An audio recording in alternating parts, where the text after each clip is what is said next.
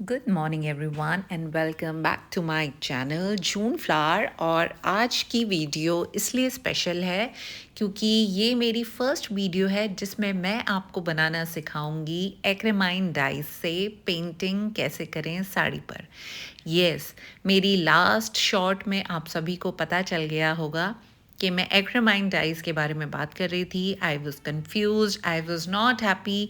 मुझे नहीं समझ आ रहा था कि मुझे क्या करना है एक्रिमाइन डाइज से। मुझे बहुत ही टीडियस लग रहा था कि इतना काउंट करके उसमें बाइंडर डालना है, फिक्सर डालना है, मिल्की बाइंडर डालना है और फिर पेंट करना है, जहाँ की मैं पिछले 4 साल से करती आ रही हूँ पेंटिंग सिर्फ एक्रिलिक कलर्स और फैब्रिक पेंटिंग से जो फटाफट से होती है। एनीवेज़, अभी हम आगे बढ़ते हैं। ये मैंने अपनी जो ट्रॉली है इसको मैंने क्लीन करा है। क्लीन करने के बाद मैंने यहाँ पे रखा है बाइंडर, फिक्सर। ये है मेरी एक्रिमाइन डाइज जिसमें बहुत सारे कलर्स हैं। साथ में मैंने छोटी सी पैलेट रखी है, वो पानी रखा है। पानी की एज सच ज़रूरत नहीं है, थोड़ा बहुत ही ज़रूरत होएगी। बाकी पतला करने के लिए हम यूज़ करेंगे इसे बोलते हैं मिल्की बाइंडर। यस, ये काफ़ी हद तक आपका लिक्विडिफाई करेगा। और बाकी ये मैंने बोल्स रखे हैं जिनमें मैं अलग अलग कलर्स बनाऊंगी। बट ये पहली वीडियो है, इसमें कुछ डूज डोंट्स भी हैं जो मैं आगे आपको बताती रहूँगी कि कैसे और क्या है। तो यहाँ हमने लिया है बाइंडर, और बाइंडर मैंने लिया है 2 स्पून्स।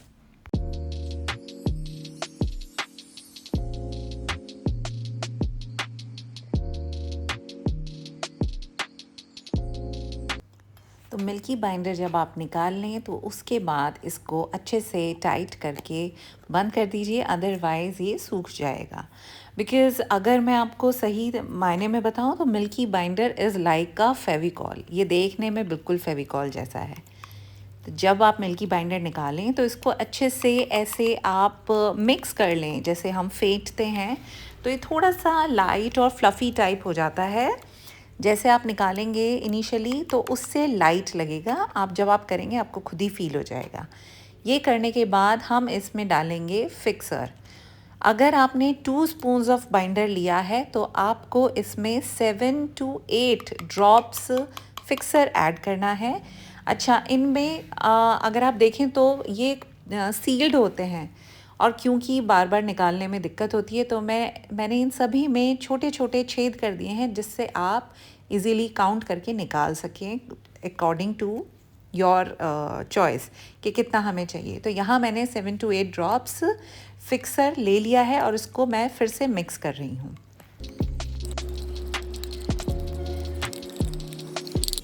अब यहाँ पे हमने लिया है मिल्की बाइंडर इसकी कंसिस्टेंसी को सेट करने के लिए, क्योंकि जब आप इन दो चीज़ों को यानी बाइंडर को और फिक्सर को ऐड करते हैं तो ये फेविकॉल टाइप ही दिखता है, ये उसी तरह का लगता है। और इसमें पेंट करना या कुछ भी पेंटिंग करना मतलब आपका ब्रश ही नहीं चलेगा।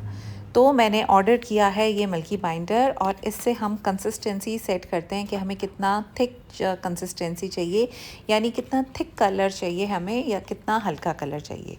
तो बस ये डालने के बाद मैं इसको अच्छे से फिर से मिक्स करूँगी। अब ये जो हमारा मिक्सचर था इसको मैंने एक अलग बोल में ले लिया है क्योंकि मुझे बनाने हैं कलर्स। तो यहाँ पे मैंने कलर लिया है वॉयलेट, क्योंकि मैं बनाऊँगी लाइट पर्पलिश फ्लावर्स। अभी आप देखना, तो यहाँ मैंने अकॉर्डिंगली जितना मुझे लगता है मैं उतनी ही ड्रॉप्स इसमें ले रही हूँ। अच्छा, एक्रिमाइन डाइज में जो आपको बात ध्यान रखने की है वो ये है कि आप कितनी ड्रॉप्स कलर ले रहे हैं। जितनी ड्रॉप्स कलर लेंगे उतना डार्क कलर बनेगा।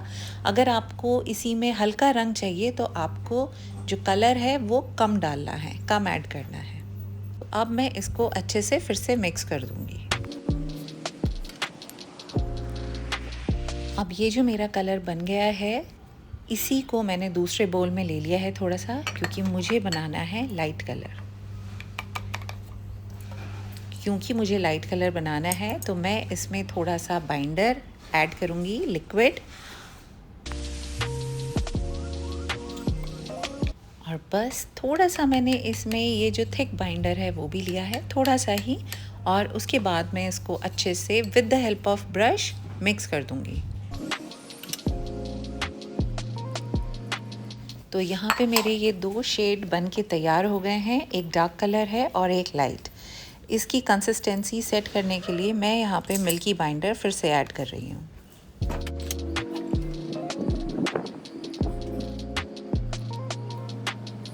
तो यहाँ पे मैंने फ्रेम में लगाई हुई बहुत ही प्यारी लाइलैक कलर की जॉर्जेट साड़ी, और अब हम ये करने जा रहे हैं इस पे पेंट।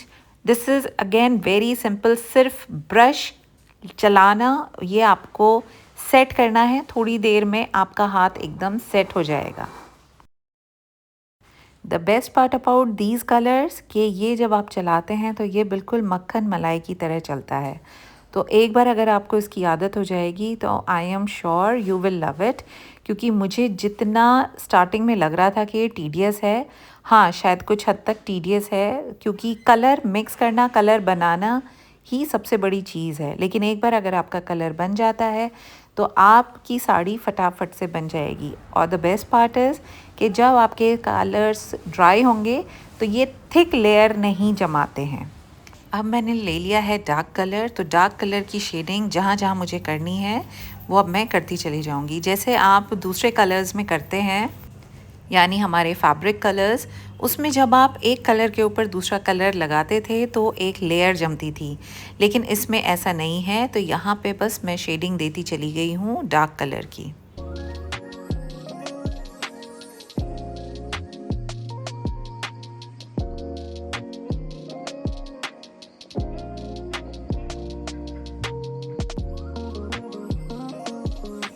तो यहाँ मैंने दोनों शेडिंग कर दी है, लाइट और डार्क कलर की। और ये मैं आपको दिखा रही हूँ कि सबसे पहले मैंने पूरी साड़ी में ये फ्लावर्स ही बनाए हैं। ये पल्ले वाली साइड से मैं आगे का आपको दिखा रही हूँ कि किस तरह से ये दिखाई देगा। तो ये 2 कलर अगर आपको दिखाई दे रहे हैं तो ये है जिसमें अभी हमारी ये जो फ्लावर के ऊपर आएगी वो 4 शेडिंग्स आएगी। डरिए नहीं, मैं बताऊँगी कैसे। तो अब हम यहाँ पे ले रहे हैं, मैंने ऑलरेडी ये बाइंडर मिला के मिक्स करके जो रखा हुआ था उसमें से हमने थोड़ा सा ये फिर से ले लिया है पेस्ट, और इसमें मैंने थोड़ा सा मिल्की बाइंडर ऐड किया है, क्योंकि अब हम बनाने जा रहे हैं green colour for stems and leaves. Milky binder इसलिए है क्योंकि आपको कितनी कंसिस्टेंसी चाहिए, यानी कितना पतला आपको कलर चाहिए जिससे आपका ब्रश इजीली चल पाए। And don't forget to mix it well. यहाँ पे हमने ले लिया है, this is deep green colour. तो डीप ग्रीन कलर की मैंने कुछ ड्रॉप्स ली हैं। जो कलर मैं बनाने जा रही हूँ वो डीप ग्रीन कलर से नहीं बनेगा। मैंने बनाया है सैप ग्रीन कलर, तो मैं उसके लिए आपको बता देती हूँ कि कैसे बनेगा। तो डीप ग्रीन के बाद मैंने कुछ ड्रॉप्स ली हैं येलो की, लेकिन इससे बहुत ही प्यारा ये एक जिसे चटक हरा रंग बोलते हैं, ये वो बन गया। मुझे इतना चटक कलर नहीं चाहिए, तो मैं यहाँ पे लूँगी थोड़ा सा कुछ ड्रॉप्स ऑरेंज की। और जैसे ही मैंने एक ड्रॉप या I think 2 drops orange colour की डाली, वो डालते ही एकदम से मेरा कलर बन गया था सैप ग्रीन कलर।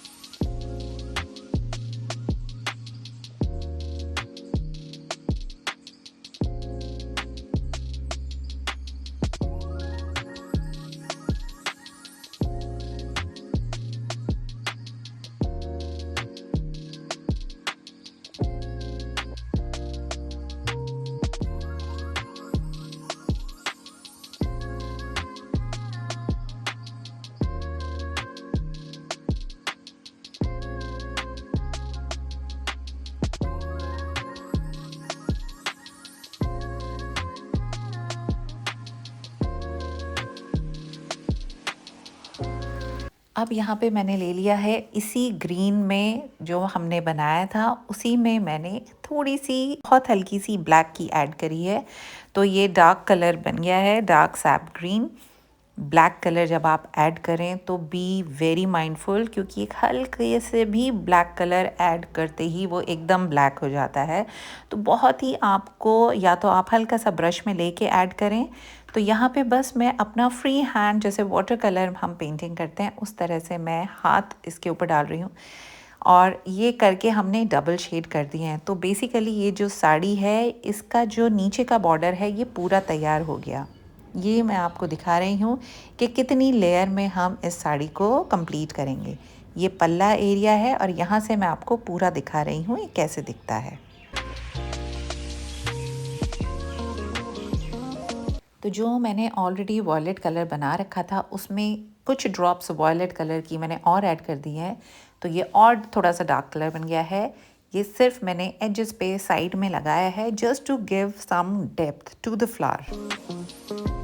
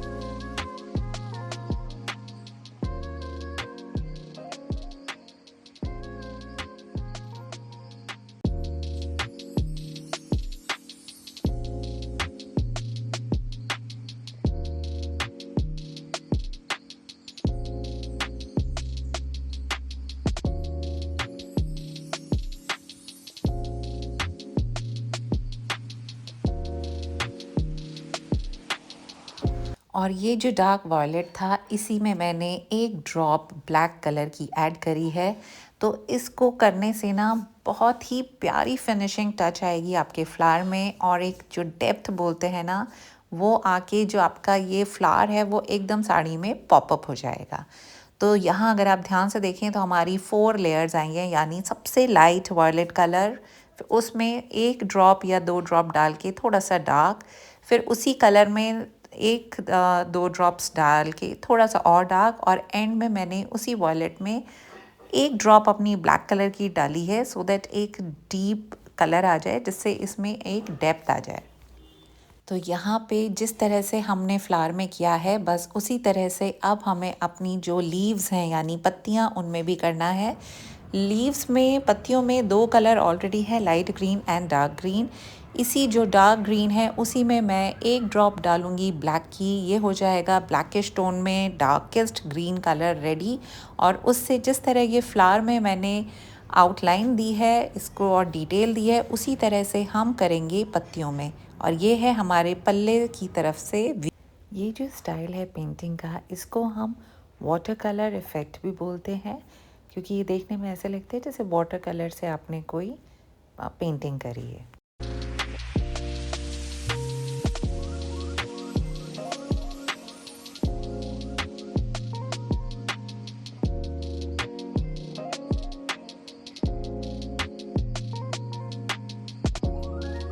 और यहाँ पर मैंने अपना 3D आउटलाइनर वाइट कलर का लिया है, और इससे मैं ये छोटे छोटे डॉट्स देके जो फ्लावर है उसको और डिटेल दे रही हूँ। अगर आप चाहें तो ये ऑप्शनल है, मुझे बहुत अच्छा लगा इसके बाद, आप चाहें तो करें वरना इसको रहने दीजिए।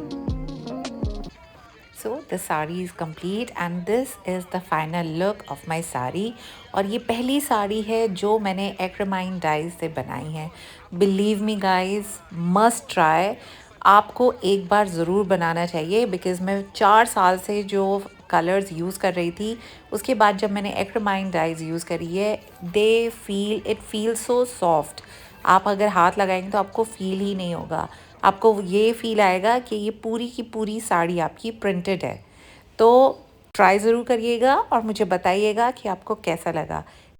और अगर आपको कुछ भी प्रॉब्लम है you can always ask me, मैं आपके सारे सवालों का जवाब ज़रूर से दूँगी। Happy painting!